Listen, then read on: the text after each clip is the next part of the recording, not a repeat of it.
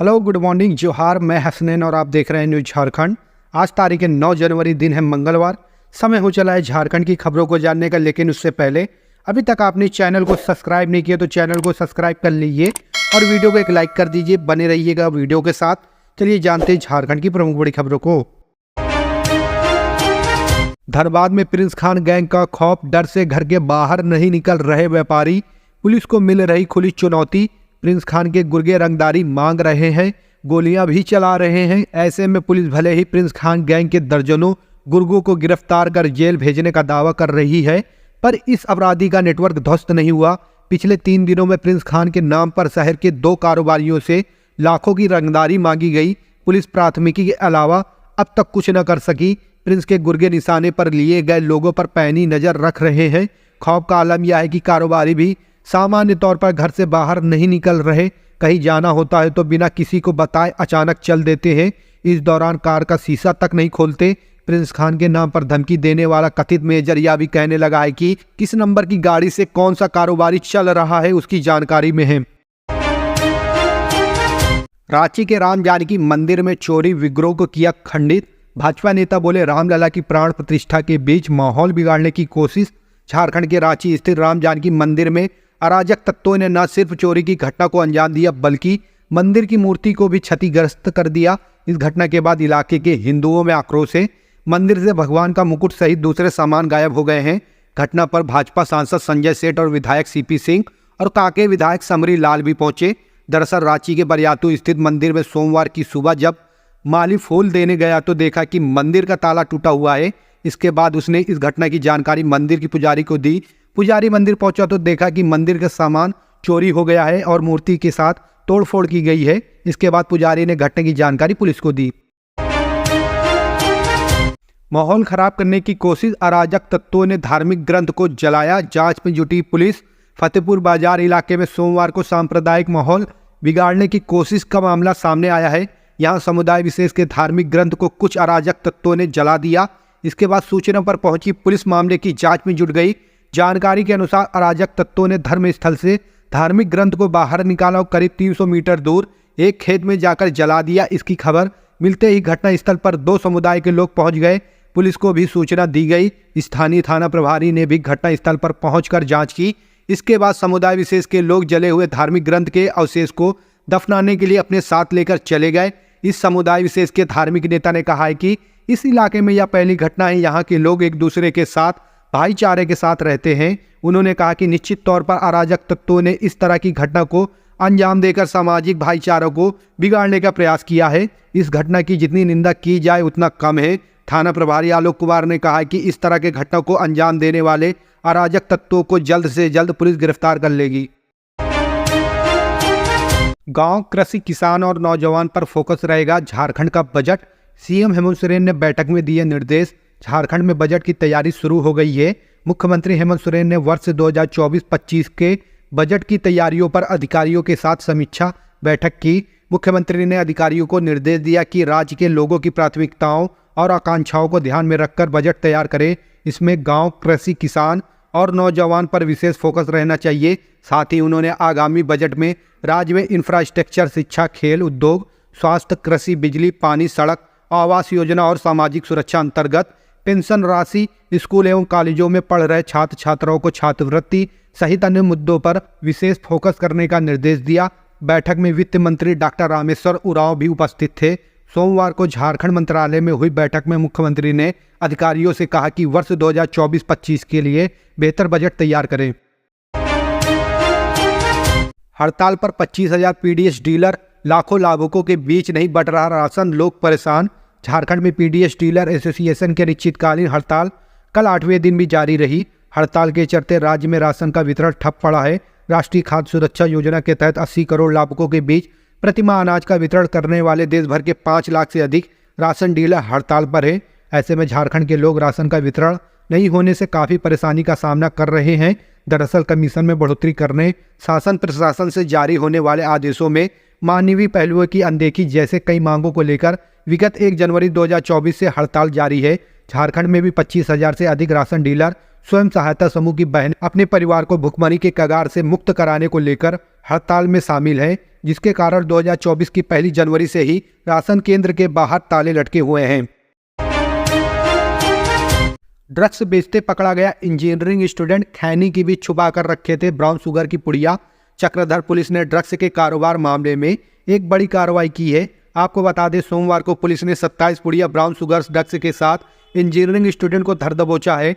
पकड़ा गया छात्र का नाम अभी कुमार, जो महज 22 साल का है और चक्रधरपुर के रामदास भट्टा का रहने वाला है। जानकारी के मुताबिक अभी कुमार रामदास भट्टे के पास ब्राउन शुगर की छोटी छोटी पुड़िया ड्रग्स का नशा करने वाले को बेच रहा था, तभी पुलिस ने उसे रंगे हाथों पकड़ लिया। दरअसल पुलिस को गुप्त सूचना मिली थी कि एक युवक रामदास भट्टे के पास खुलेआम ड्रग्स का कारोबार कर रहा है। इस सूचना पर पुलिस ने दबिश दी और मौके से ड्रग्स बेचते अभी को रंगे हाथ पकड़ लिया। उसके पास से ब्राउन शुगर की कुल 27 पुड़िया बरामद हुई हैं। ब्राउन शुगर की पुड़िया एक खैनी की पैकेट में भरी हुई थी। नई सराय बस्ती के भूमाफियाओं पर चलेगा बुलडोजर, 24 घंटे के अंदर खाली करने का अल्टीमेट। रामगढ़ सीओ ने सरकारी जमीन पर कब्जा करने वाले को जारी किया नोटिस। रामगढ़ शहर के नई सराय बस्ती में भूमाफियाओं पर अब बुलडोजर चलेगा। इसका रास्ता भी अब जिला प्रशासन ने साफ कर दिया है। रामगढ़ अंचल अधिकारी सत्येंद्र कुमार पासवान ने नई सराय बस्ती में सरकारी जमीन पर अवैध तरीके से कब्जा करने और इसकी खरीद बिक्री करने के मामले पर बड़ी कार्रवाई की है। उस इलाके में दामोदर नदी के किनारे बड़े पैमाने पर सरकारी जमीन को फर्जी दस्तावेज के आधार पर बेचा जा रहा था। अंचल अधिकारी ने उस सरकारी जमीन पर पहले बोर्ड लगवाया था, लेकिन इसके बाद भी भूमाफियाओं की हरकतें शांत नहीं हुई। अब रामगढ़ अंचल अधिकारी ने उस स्थान पर आम सूचना चिपका दिया है, जिसमें 24 घंटे के अंदर अवैध निर्माण को खाली करने का आदेश जारी किया गया है। अगर 24 घंटे के अंदर सरकारी जमीन खाली नहीं होती तो उसे पूरे इलाके को बलपूर्वक खाली कराया जाएगा। बेवफाई से आहत प्रेमी के घर के सामने धरने पर बैठी प्रेमिका, कहा शादी के लिए हाँ करो। अपनी प्रेमी की बेवफाई से आहत एक युवती उसके घर के सामने पिछले 48 घंटों से धरने पर बैठी है। कड़ाके की ठंड में खुले में बैठी युवती का कहना है कि जब तक प्रेमी उससे शादी के लिए हाँ नहीं करता वो यहाँ से हिलेगी नहीं। लड़के के घर वालों ने दरवाजा बंद रखा है, घर का कोई सदस्य बाहर नहीं आ रहा। वाकया धनबाद जिले के तोपचांची थाना क्षेत्र के रामाकुंडा आमटांड गांव का है। युवती गिरिडीह जिले की रहने वाली है। उसका कहना है कि रामाकुंडा आमटांड निवासी रोहित कुमार के साथ उसका 1 साल से प्रेम प्रसंग चल रहा था। इस दौरान दोनों कई बार मिले, फोन कॉल से लेकर सोशल मीडिया के जरिए लगातार बात होती रही। युवक ने शादी का वादा करके उसके साथ संबंध भी बनाए, लेकिन अब वह शादी से मुकर रहा है। उसने बातचीत तक बंद कर दी। धरने पर बैठी युवती लोगों को रोहित के साथ हुई चैटिंग, वीडियो और फोटो दिखा रही है। खबर है कि आरोपी युवक फरार हो गया है और उसके घर वाले शादी पर राजी नहीं है। उनका कहना है कि युवती पहले से शादीशुदा है। युवती ने कहा है कि पूर्व में उसकी शादी जिस युवक से हुई थी उसमें उसकी रजामंदी नहीं थी। वे दोनों कई साल पहले अलग हो चुके हैं। युवती का यह भी कहना है कि उसने अपने अतीत के बारे में रोहित को सब कुछ बता दिया था और इसके बाद उन दोनों के बीच संबंध विकसित हुए थे।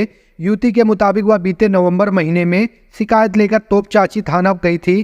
पुलिस ने दोनों की शादी कराने की बात भी कही थी, लेकिन रोहित के घर वाले ने इनकार कर दिया। सोमवार दोपहर तक युवती का धरना जारी रहा। उसका कहना है कि अगर उसे कुछ होता है तो इसके जिम्मेवार रोहित और उसके घर वाले होंगे।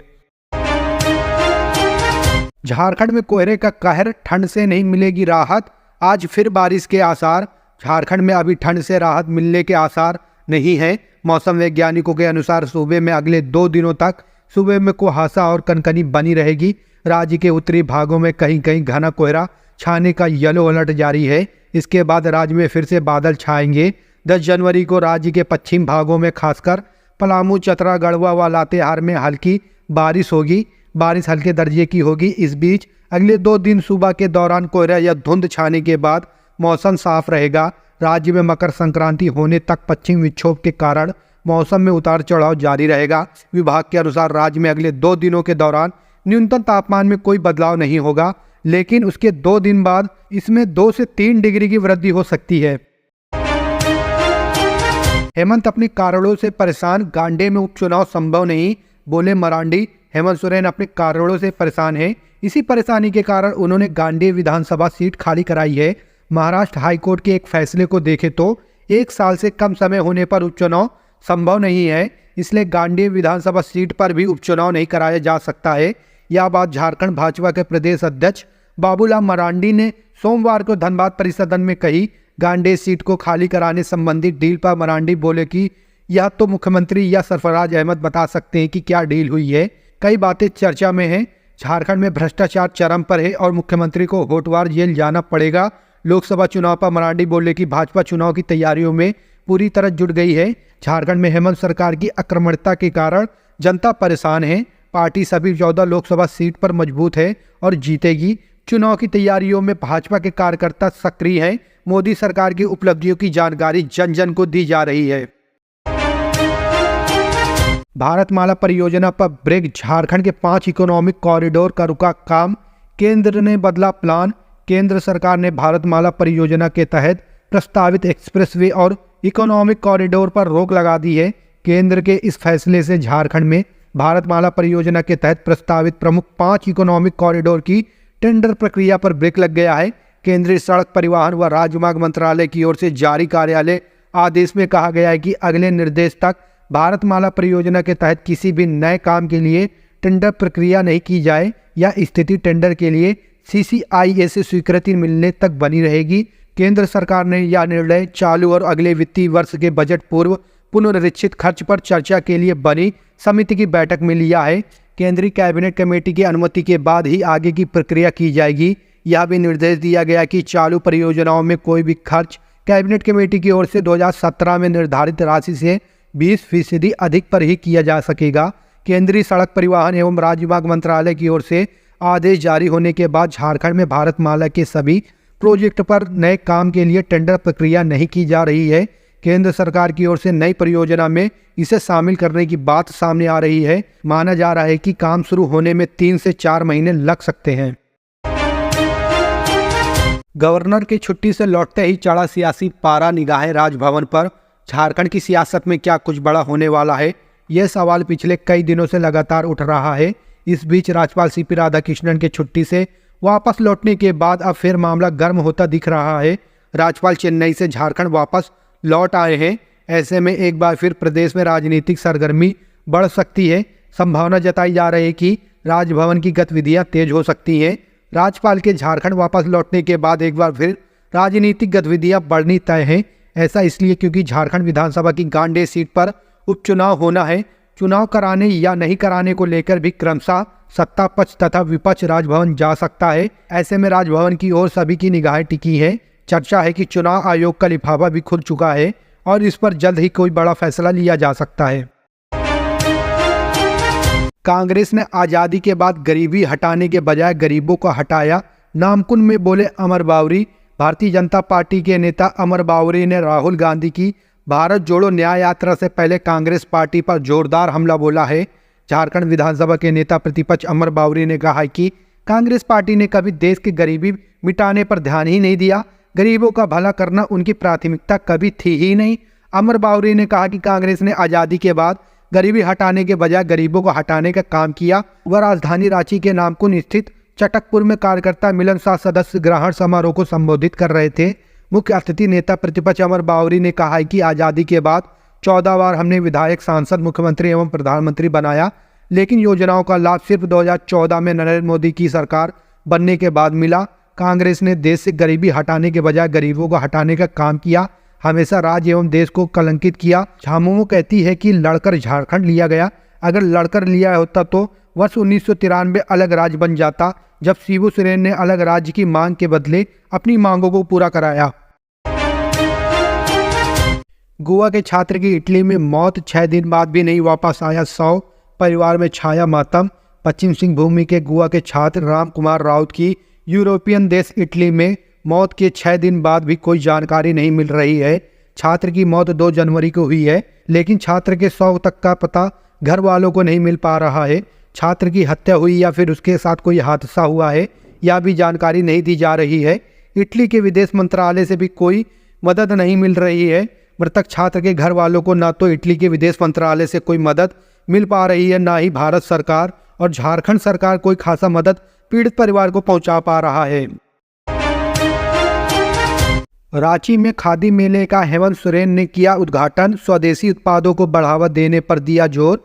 मुख्यमंत्री हेमंत सोरेन ने रविवार को झारखंड के सबसे बड़े मेले का उद्घाटन किया। राजधानी रांची के ऐतिहासिक मोहराबादी मैदान में राष्ट्रीय खादी एवं सरस महोत्सव का उद्घाटन करने के बाद मुख्यमंत्री ने कहा कि खादी सिर्फ पहनावा नहीं है, यह हमारी सभ्यता, संस्कृति, परंपरा और स्वदेशी होने का परिचायक है। उन्होंने कहा कि हम सभी इस बात से भली भांति वाकिफ हैं कि खादी के साथ राष्ट्रपिता महात्मा गांधी का नाम जुड़ा है। बापू ने देश दुनिया में खादी को पहचान दिलाई। हमें भी खादी से जुड़ना चाहिए, तभी हम अपने पारंपरिक स्वदेशी व्यवस्था को और मजबूत कर पाएंगे। मुख्यमंत्री ने कहा कि आज तकनीकी का जमाना है, भौतिकवाद जमाना है। हम मशीनों के साथ जी रहे हैं, बावजूद इसके हमने अपनी सभ्यता, परंपरा और संस्कृति को नहीं छोड़ा। खादी एवं सरस महोत्सव इसी कड़ी का हिस्सा है। चुनाव और पेशा रूल के बिना भी झारखंड की पंचायतों को मिलेगा केंद्रीय अनुदान। चुनाव नहीं होने और पेशा रूल नहीं बनाने के बावजूद केंद्र सरकार ने झारखंड की पंचायतों को अनुदान देने का फैसला किया है। इस फैसले के आलोक में पंचायतों को चालू वित्तीय वर्ष की पहली किस्त के रूप में 261.40 करोड़ रुपए मिलेंगे। जीवनदायिनी इजरी नदी में प्रदूषण को लेकर ग्रामीणों में उबाल। बोकारो जिले के चास प्रखंड अंतर्गत पिंडराजोरा थाना क्षेत्र का लाइफलाइन कहे जाने वाली इजरी नदी में हो रहे प्रदूषण को लेकर ग्रामीणों का आक्रोश देखने को मिला, जहां बड़ी संख्या में ग्रामीण बर्तन के साथ आंदोलन पर उतर आए। ग्रामीण रैली की शक्ल में गांव से इजरी नदी पहुंचे, जहां नदी के पानी में फैल रहे प्रदूषण को लेकर विरोध जताया। इस दौरान बड़ी संख्या में महिलाएं मौजूद रहीं, जो घर से हड़िया बर्तन के साथ आंदोलन किया। ग्रामीणों का कहना है कि इस क्षेत्र में इजरी नदी हम लोगों के लिए जीवनदायी नदी है और इस नदी के पानी के पीने से लेकर नहाने के काम में ग्रामीण लाते हैं। इस नदी में कई तरह की विधि विधान के लिए इस नदी के पानी का प्रयोग करते हैं और कोलबेंदी, कुरा, मामर कुदार पंचायत सहित अन्य आसपास के पंचायत और गांवों के 50 से 60 हजार की आबादी इस नदी के पानी पर निर्भर है। ग्रामीण ने बताया कि बालू माफियाओं के कारण नदी का पानी इतना प्रदूषित हो गया है कि जानवरों के साथ ग्रामीण भी बीमार हो जा रहे हैं। चर्म रोग जैसी बीमारियां हो रही हैं।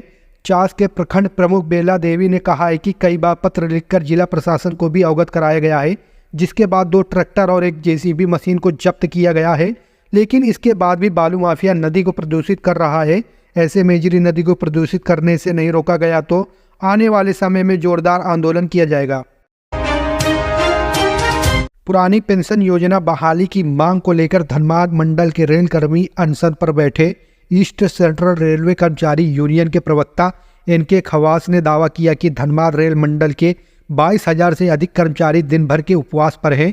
कर्मचारियों का एक समूह मंडल रेल प्रबंधन के कार्यालय परिसर और मंडल के भीतर अन्य स्थानों पर भी धरने पर बैठा है।